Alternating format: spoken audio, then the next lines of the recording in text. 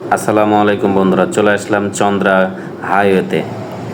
Overbridge এই যে দেখছেন, আসলে ফ্লাইওভার হওয়ার কারণে অনেক লোকের ভোগান্তির মধ্যে পড়ে যেত। কারণ অনেক দূর দূরান্ত থেকে লোক আসলে অনেক দূর দিয়ে যাওয়া চলাফেরা করা লাগতো। এই ওভারব্রিজটা হওয়াতে মানুষের অনেক অনেক উপকার হয়েছে এবং হাজার হাজার মানুষ এই ওভারব্রিজ দিয়ে পার হতে পারে।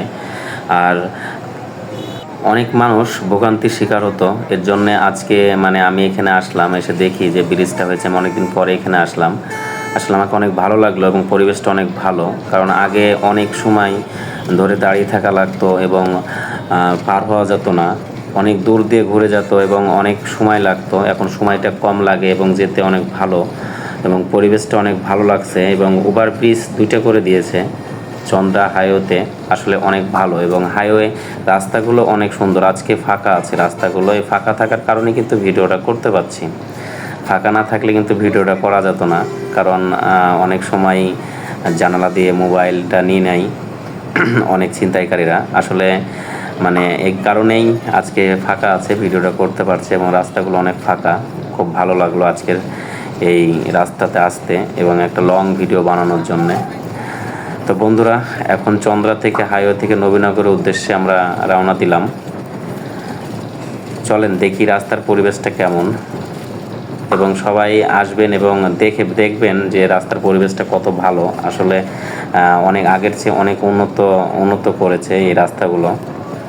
আগে রাস্তাতে একই রাস্তায় দুটো গাড়ি চলাচল করতো, এখন ডবল রাস্তা। আসলে এখন জ্যাম একটু কম হয়, আগের তুলনায় একটু জ্যাম কম এবং রাস্তাটা অনেক ফাঁকা আজকে এবং গাড়িটা অনেক স্পিডে যাচ্ছে। আমার হাতের ফোনটা কেঁপে কেঁপে যাচ্ছে, কারণ কখন হাত থেকে পড়ে যাবে বলা যাবে না। আমার সবচেয়ে ভালো লাগছে যে রাস্তাটা অনেক ফাঁকা, কারণ গ্যাঞ্জাম নাই। কারণ গ্যাঞ্জাম থাকলে পারে অনেক খারাপ লাগে এবং জার্নিটা করতে খুব কষ্ট হয়। তো ফাইনালি চন্দ্রা থেকে পার হয়ে চলে আসলাম। এখন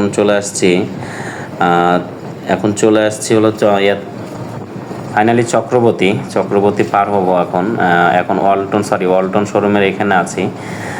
ওয়ালটন শোরুম হলো ডান পাশে। আমি হালকা করে একটু ভিডিও করে নিয়েছি ওয়ালটন শোরুমটা, কারণ বাংলাদেশের সবচেয়ে বড় ওয়ালটন ফ্যাক্টরি এখানে। আমরা ওয়ালটনের পণ্য অনেকেই কেনাকাটা করি। চলেন এবার চলে যাই আমরা। ওয়ালটন থেকে এখন চক্রবর্তীর উদ্দেশ্যে রওনা দিলাম।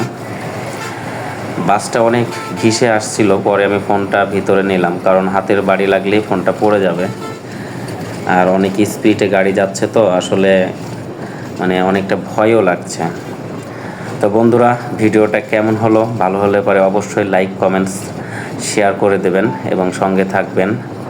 ভালো থাকেন, সুস্থ থাকেন, সবারই জন্য দোয়া রইল। আসসালামু আলাইকুম।